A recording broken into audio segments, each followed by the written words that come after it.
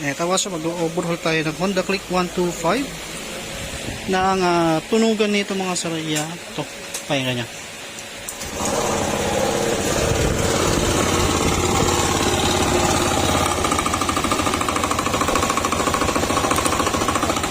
Okay, mas malala na, lalo pagka pinolrid mo pa yan, no?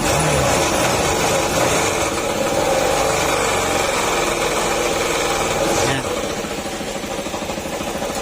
Okay, patayin natin. At syempre, dahil low budget si sir, bigyan natin ng sigunyal. At sakto-sakto, meron akong isang sigunyal. Totally ito, nag-parserve na sa akin to mga sir ng sigunyal. Kumbaga pinagtsagaan niya to na ginagamit niyang ganito muna habang naghahantay ng papresigunyal ko. At isa ito sa mga naka-line up unang-una.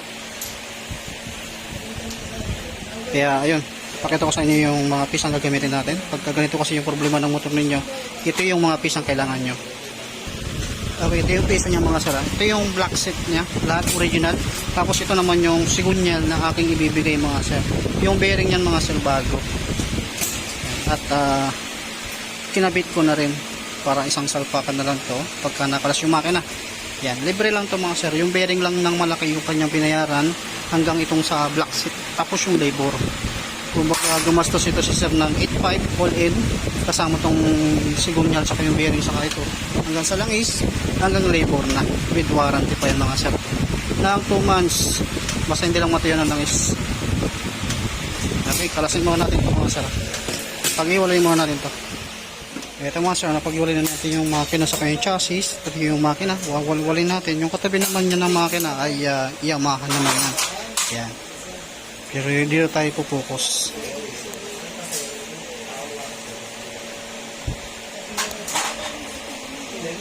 Okay, yan. Wawalwalin natin lahat yan.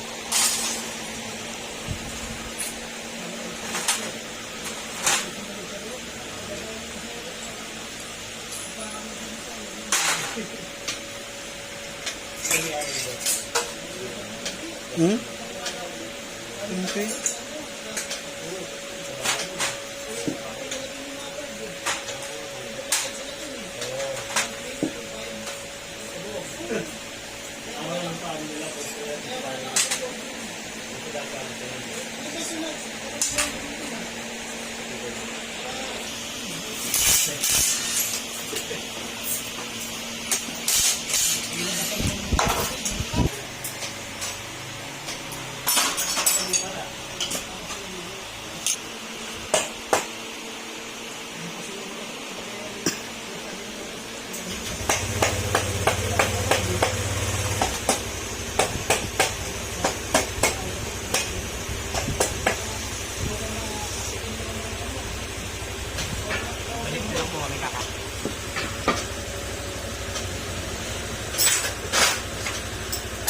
Malaki na yung kilometer nito mga sir.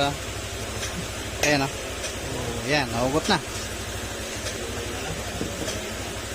Okay, yan yung yan yung papalitan natin. Ipansin nyo, kinamay na lang. Na dapat pinupukpok pa yan para lumabas. Kaso may problema na nga. Kaya yun, nakakamay na lang. Okay, hugas lang tayo. Tapos salpak natin yung mga bagong pisa. Saka yung bagong sigunyal na ating ipapalit dito.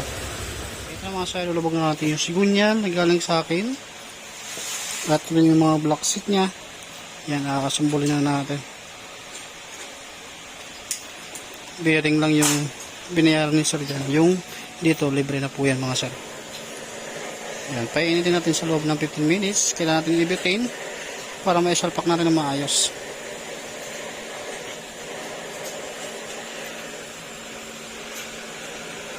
Nakalipas na yung 15 minutes mga sir. Pwede natin ilubog na yung sigunyal dahil mainit na. Okay, tapos para lamagin, lagyan ng sila, dowel pin, huwag ka rin kakalimutan yan para hindi ma-deform yung crankcase. Tapos piston na rin, saka block, susunod natin yan. Yung head naman ay pinaprocess pa, yung grinding compound pa.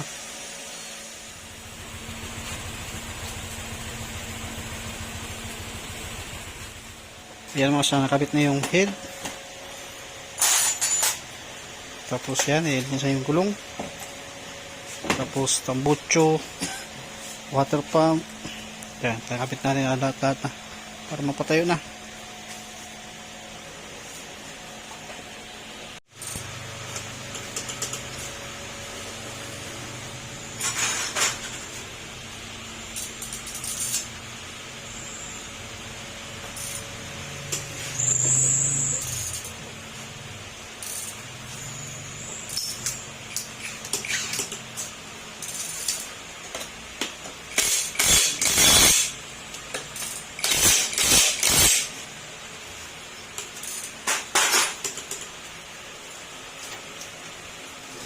Okay, ito na mga sir ha. Bali na pagsama natin yung makina sa yung chassis.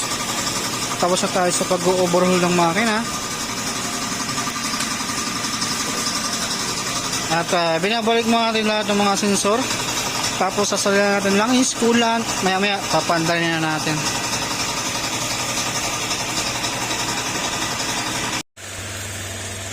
Pagkatapos kabit lahat ng mga sensor ito. At nalagyan na rin ng langis coolant. At pinapandar na. Para ma-check kung may overheating or may leak. Yan.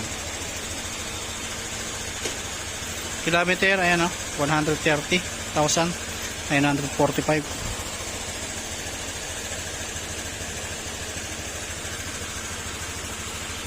Okay, painitin mo natin para ma-observe natin kung may leak. Tapos diagnose. Ayun, okay na yan. Painitin mo natin ng kunti ito mga sir. Painitin mo na. Ayan, nilagyan natin yung upuan niya. Dahil all goods na. Yung tuloy lang lumuwa.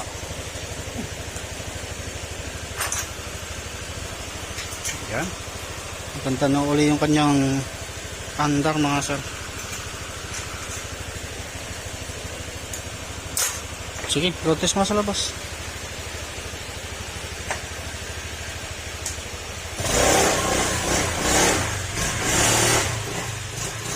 Ayan, doon na nagtatapos yung video natin doon mga sir. Tapos ito pa yung ginagawa natin, nalubak lang to. Ayan, bumigay yung fuel pump. Tapos Yamaha. Yun lang.